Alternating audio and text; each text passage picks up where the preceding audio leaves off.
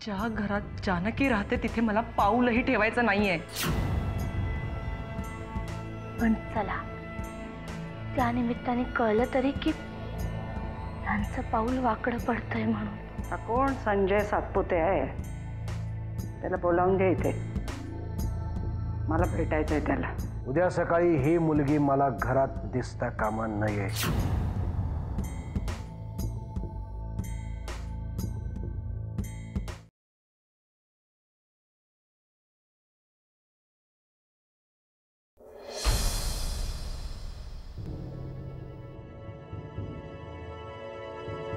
काय गणोबा, इथे काय करतोयस? आणि काय बॅग घेऊन कुठे निघालायस? रमावतीला। रमावतीला काय म्हणे अचानक? नरसिंह भाऊजी आणि जानकी ताईमध्ये काहीतरी झालंय। भाऊजींनी तिला हे घर आजच्या आज सोडायला सांगितलंय। काय? जानकी कुठे आहे? तिची बॅग भरते। आत्याला माहिती आहे सगळं? माहित नाही।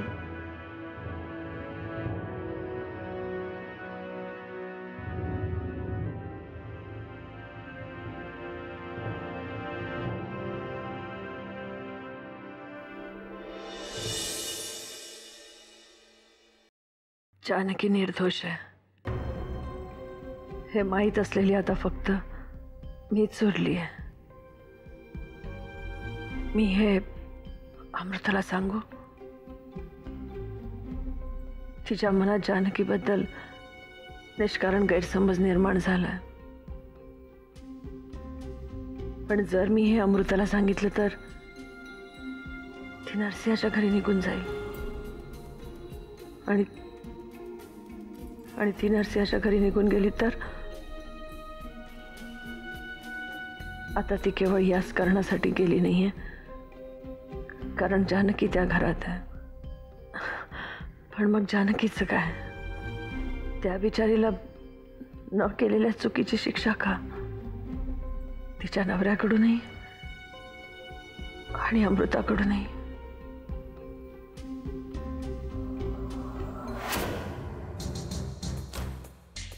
आता हे सगळं काय चाललंय? हा, जानकी घर सोडून चालली आहे? हा काय प्रकार चाललाय? तुला काही कल्पना आहे? आहे आणि तरी तू इतकी शांत आहेस? अगं काय झालंय काय? हे तू नरसिंहाला जाऊन विचार ना। हे विचारणारच आहे। इतके दिवस तो जानकीशी जे काही वागत होता ते सगळं मी सहन करत होतो, कारण एकच, आज ना उद्या त्यांचे संबंध सुधारतील, बरे वागतील एकमेकांशी। पण आता मात्र हद्दच केली यांनी। हा असा काही निर्णय घेण्याच्या आधी तुझ्याशी बोलावं, तुला काही विचारावं, काही वाटलं नाही त्याला? परिणाम झालाय डोक्यावर। कुणाचं काही ऐकूनच घ्यायला तयार नाही मुळे आज त्याला आपलं ऐकावंच लागेल आत्या।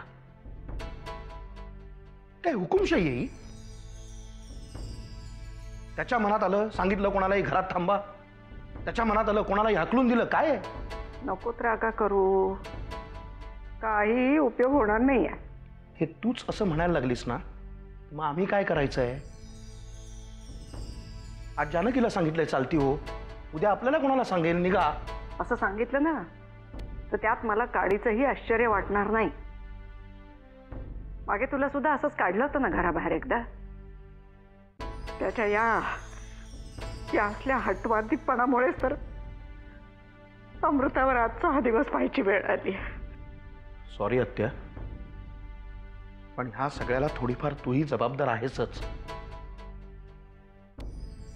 तू घरात असताना हे असे निर्णय घ्यायचा अधिकार त्याला दिला कोणी ग? हा प्रश्न तू त्याला विचारू शकशील? विचारणारच आहे। प्रश्नच काय, जाब विचारणार आहे त्याला। जाब विचार नाही तर प्रश्न विचार। कसलं भूत त्याच्या मानगुटीवर बसलाय कुणास ठाऊक।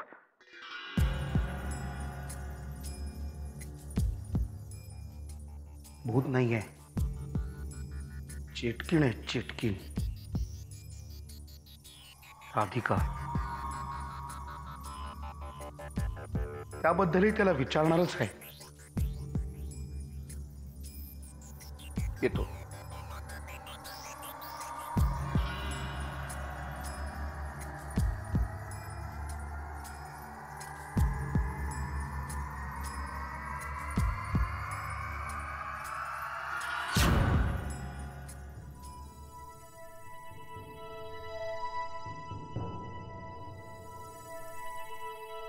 नरसिंहराव, बाहेर हे सगळं काय चाललंय? तुम्ही जानकीला रमावतीला जायला सांगितलंय? मी तिला घराबाहेर जायला सांगितलं. आता ती रमावतीला जाते का आणखी कुठे जाते याच्याशी मला काहीही घेणं देणं नाही. असं काय म्हणताय नरसिंहराव? हे बरोबर नाही दिसणार. जानकी जर या घरात राहिली तर अमृता इथे येणार नाही, कारण जानकीविषयी तिच्या मनात राग आहे आणि असलाच पाहिजे. अमृताच्या आयुष्याचं नुकसान केलंय जानकीनं. अमृता काही बोलली का तुम्हाला या विषयावर? हो, अमृताने मला सांगितलं ज्या घरात जानकी असेल त्या घरात मी पाऊल सुद्धा ठेवणार नाही आणि कुठल्याही परिस्थितीत मला अमृताला परत आणायचंच आहे. त्यासाठी मला कितीही मोठी किंमत मोजावी लागली तरी चालेल. नरसिंहराव, अमृता घरी आली पाहिजे ही फार चांगली गोष्ट आहे, पण त्यासाठी जानकीनं घराबाहेर जाणं हा कुठला न्याय? मला बाकी काही माहित नाही, फक्त आजपासून जानकी या घरात राहणार नाही. हा प्रश्न फक्त तुम्ही आणि जानकी पुरता मर्यादित नाहीये. तुम्ही आता इतर गोष्टींचाही विचार करायला हवा. तुम्ही नुकतेच मंत्री झाला आहात आणि आता जर तुमच्या घरी अशी घटना घडली तर मीडियावाले तुमच्या वैयक्तिक आयुष्याचा बाजार मांडायलाही मागे पुढे पाहणार नाही. आणि मीडियावाल्यांनी नाही मांडला तर मी मांडीन. सगळ्या जगाला ओरडून सांगेन मी, ही बाई ह्या घरात आली आणि दादाच्या आणि जानकीच्या संसाराचं वाटोळं झालं. वामन, तोंड सांभाळून बोल. का? हा असा निर्णय घेताना तू जर मागचा पुढचा कुठलाही विचार केला नाहीस, मी का करू? आणि कोणासाठी? ही या स्वतःच्या नवऱ्याला सोडून आलेल्या बाईसाठी. माइंड युअर लँग्वेज जिजू. मला या सगळ्यामध्ये ओढायचा संबंध नाही. हो? अरे वा, माझ्याच घरात उभं राहून माझ्याच जिभेवर ताबा ठेवायला सांगणारी कोण आहेस कोण ग तू?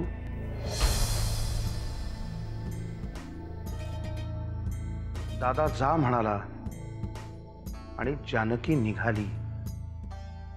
हा जानकीचा मोठेपणा आहे, नाहीतर तू. ह्या घरातल्या प्रत्येकाने तुला हाकलून लावायचा प्रयत्न केला. अगदी जिनी तुला ह्या घरात आणलं तिने सुद्धा तुला हाकलायचा प्रयत्न केलाच, पण तू चिकटून बसलीस अजूनही इथेच या घराला. वामन, खूप बोललास. चल निघ इथून. या बाईसाठी अजून घरातल्या किती माणसांना सांगणार आहेस रे तू? चल निघ इथून म्हणून. स्वतःचा संसार फुंकून आलेली ही बाई. वामन, आत्ताच्या आत्ता तोंड काळं कर तुझं इथून. निघ.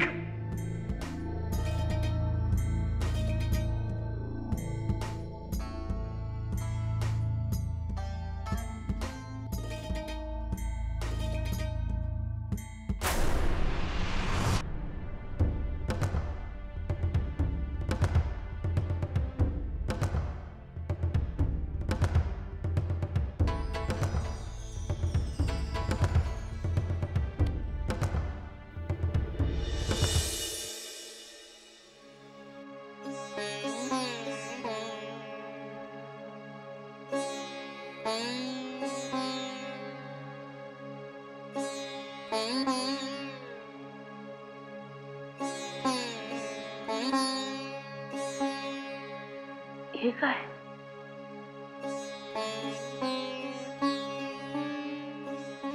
गण्या, तुला कुठेही जाण्याची काही गरज नाहीये.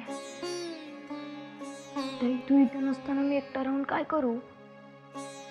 अरे, तुला कोणीच जायला सांगितलं नाहीये. काही सांगायची गरज पण नाहीये. माझं मला कळतं आता.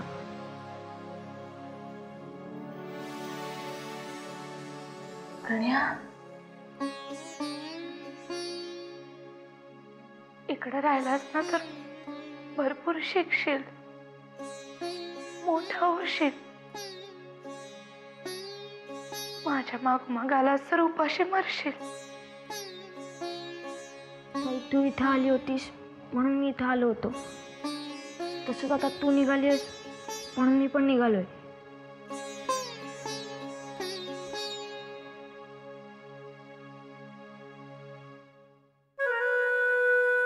आणि मी तुला बरोबर न्यायचं नाही ठरवलं तर? इकडे येताना तरी मी तुझ्या बरोबर कुठे आलो होतो? मागोमागच आलो होतो ना. तसंच आता पण येईन.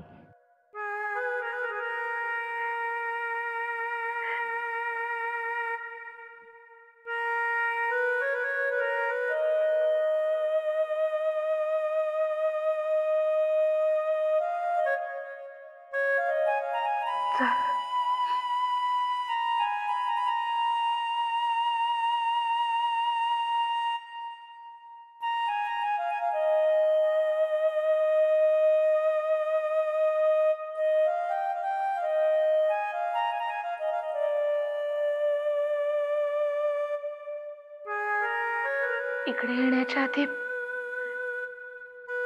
आत्याबाईंचा व वामनदादांचा आशीर्वाद आपल्याला मिळाला होता. आता सुद्धा त्यांच्याच पाया पडून बाहेर पडू.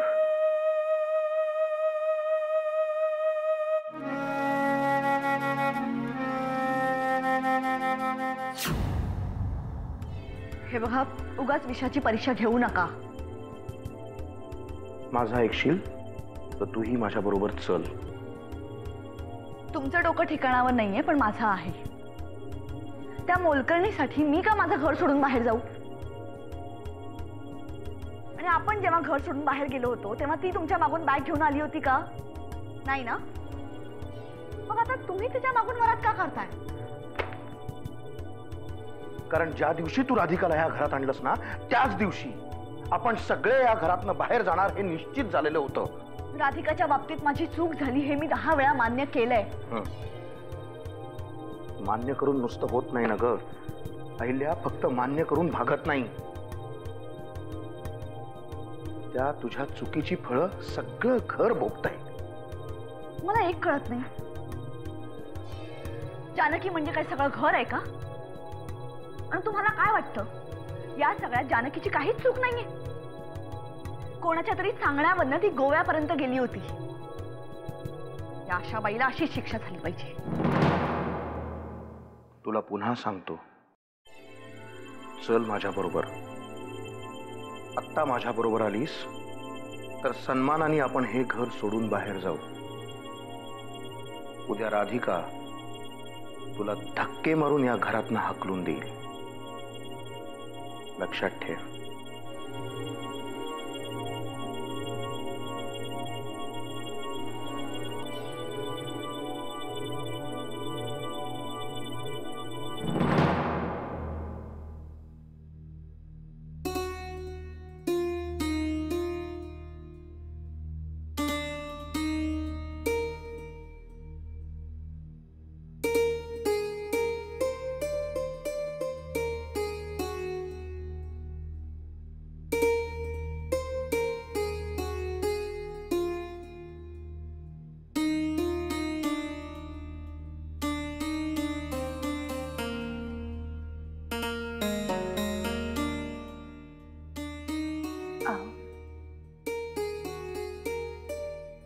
बस झाली नाटकं.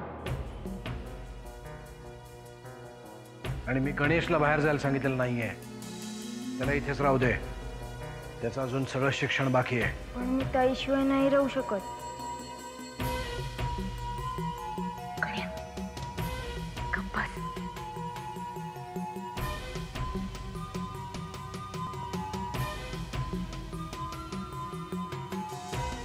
दादा,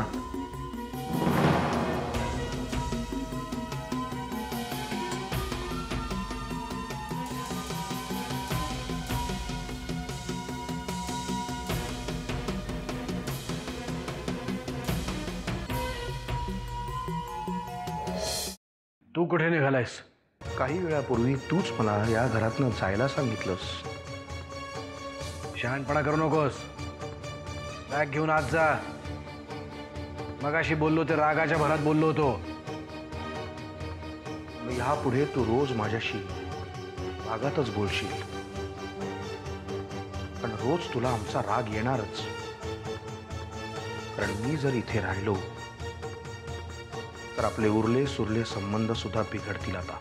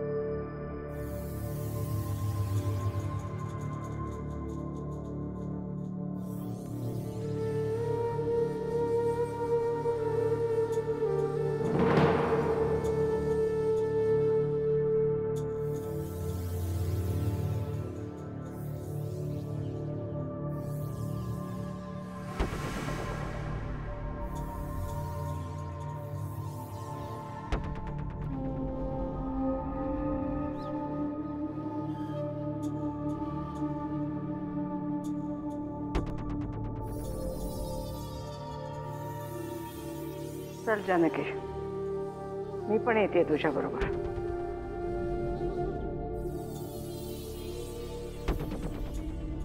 आतेबाई, हे सगळं काय चाललंय? जानकी जर या घरात राहणार नसेल तर माझी इथे राहायची इच्छा नाही.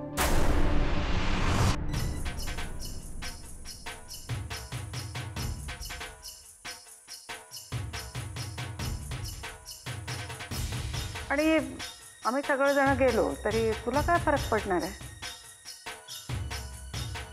तुझी मनोरंजन करणारी नवी माणसं इथे आलेलीच आहेत ना. अरे तुम्हा सगळ्यांना काय झालंय तरी काय? या मुलीसाठी तुमचं सगळं नाटक चाललंय, जिच्यामुळे माझ्या अमृताचं आयुष्य बर्बाद झालं. एक नाही 2 संसारांचं वाटोळ केलं हिनं. तू काय जानकीची आणि राधिकाची स्पर्धा लावलीस? कोण दुसऱ्याचं घर उद्ध्वस्त करताय ते जरा पाहायला शिक. आतेबाई, पण तुला तरी माणसं ओळखता येतात ना. तूही नाही ओळखलंस हिला. कधीतरी अमृताला जाऊन विचार हिच्याबद्दलचं मत, मग कळतील तुला हिचे प्रताप. जानकीबद्दल मला कुणाही कडून ऐकायची गरज नाही. ज्या घरात जानकी राहणार नाही त्या घरात राहायची माझी इच्छा नाही. आतेबाई, माझ्यासाठी तुम्ही का? इथे राहून नको ते पाहण्यापेक्षा तुझ्याबरोबर आलेलं बरं. आत्या, चल. इथे बोलत बसलो तर शब्दाला शब्द वाढत जाईल. चल.